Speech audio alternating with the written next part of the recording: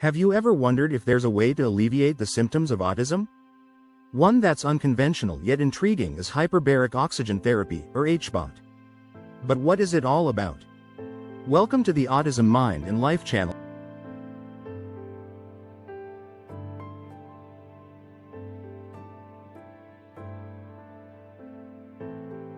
a platform where we explore the complexities, challenges, and potential solutions associated with autism. Our mission is to give you access to information that can help you understand autism better, and today, we're focusing on a unique approach that you might find interesting: hyperbaric oxygen therapy, or HBOT. So, what is HBOT?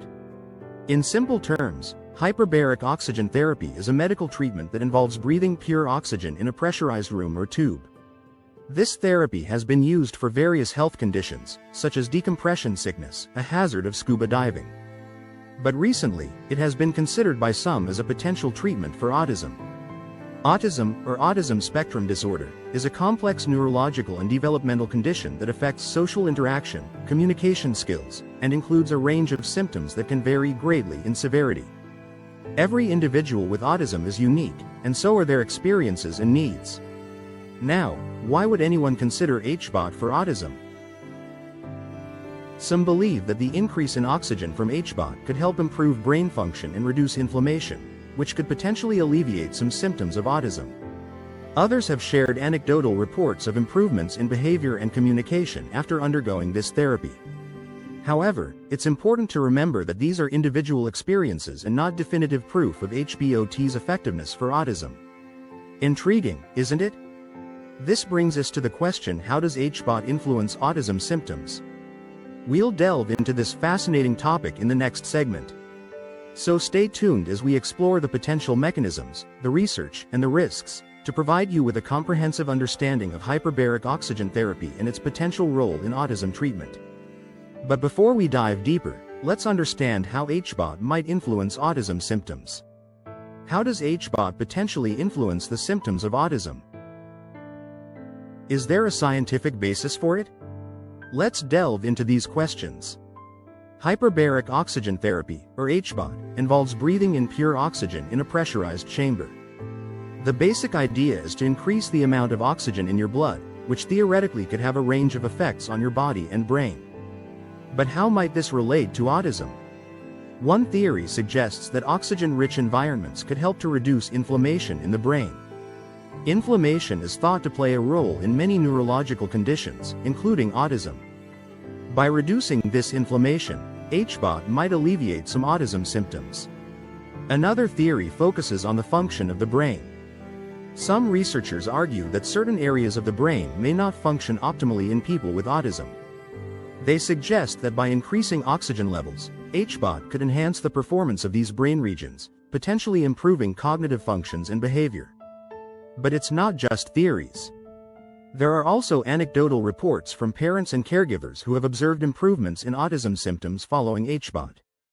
These improvements range from enhanced communication skills to decreased repetitive behaviors, and even improvements in social interactions. However, it's important to note that these are just theories and anecdotes. While they provide some insight into how HBOT might work, they don't constitute solid evidence. Each person with autism is unique, and what works for one individual might not work for another. Moreover, it's crucial to remember that autism is a complex condition with a wide range of symptoms and causes. A therapy that targets one aspect of the condition, such as brain inflammation, may not address other aspects.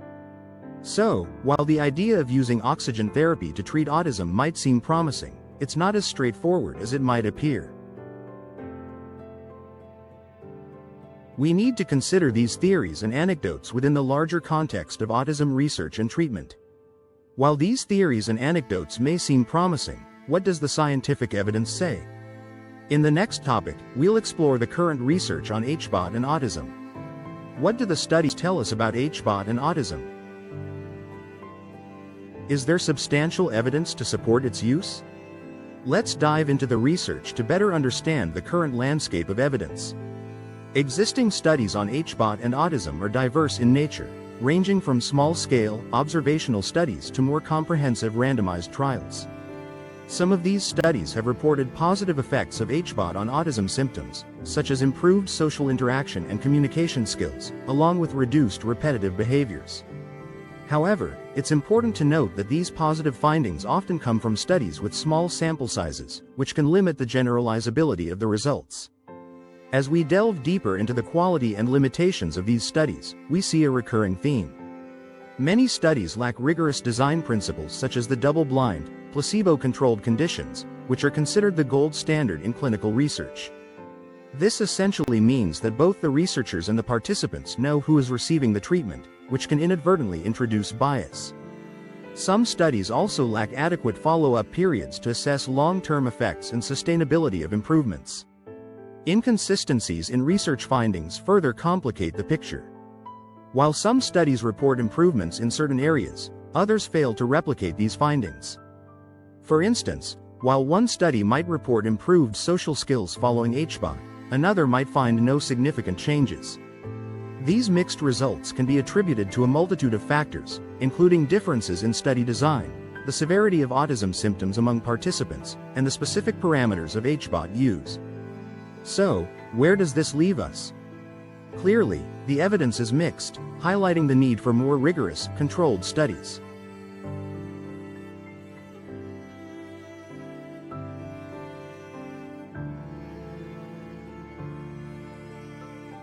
The current body of research does not conclusively support or refute the use of HBOT for autism. It's crucial for future research to address the limitations of existing studies, such as small sample sizes and lack of blinding, to provide more definitive answers.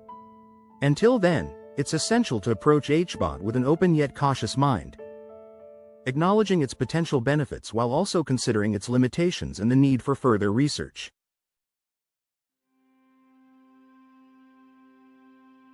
What are the risks and considerations when using HBOT for autism?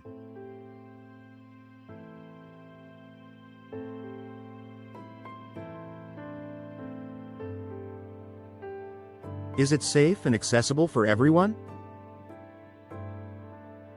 Let's delve into these valid questions. HBOT, like any medical treatment, comes with its set of potential side effects. These can range from minor issues, like sinus pain, ear pressure, or temporary vision changes, to more serious ones such as oxygen toxicity leading to seizures. It's important to remember that these side effects are generally rare when HBOT is administered correctly and under medical supervision. This brings us to our next point: the importance of proper administration and medical supervision. HBOT is not a self-administered treatment. It requires a trained professional to oversee the process, ensuring the right amount of oxygen is delivered at the correct pressure. Attempting to administer HBOT without the proper know-how can lead to potentially dangerous situations. Now, let's talk about accessibility. The cost of HBOT can be quite steep, often running into thousands of dollars for a full course of treatment. And unfortunately, many insurance companies do not cover HBOT for autism, as it's often considered experimental or investigational. This can put a significant financial strain on families who are already dealing with the expenses of autism care. Finally, we need to address a concerning trend. There are some who promote HBOT as a cure for autism. It's crucial to understand that autism is a complex neurodevelopmental disorder with a multitude of factors at play. There's no one-size-fits-all solution or cure. While HBOT may help alleviate some symptoms in certain individuals, it's not a guaranteed fix.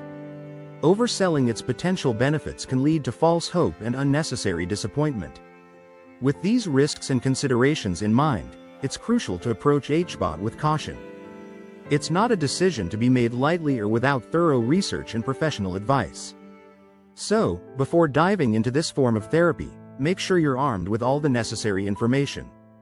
After all, knowledge is power, especially when it comes to the health and well-being of our loved ones. So, where do we stand with HBOT as a treatment for autism? The answer isn't so simple. While some studies suggest potential benefits, others do not support these findings. The inconsistency in research highlights the need for more rigorous studies. Therefore, it's essential to be cautious and seek medical advice before considering this therapy. Have you thought about how you can apply this knowledge in your daily life?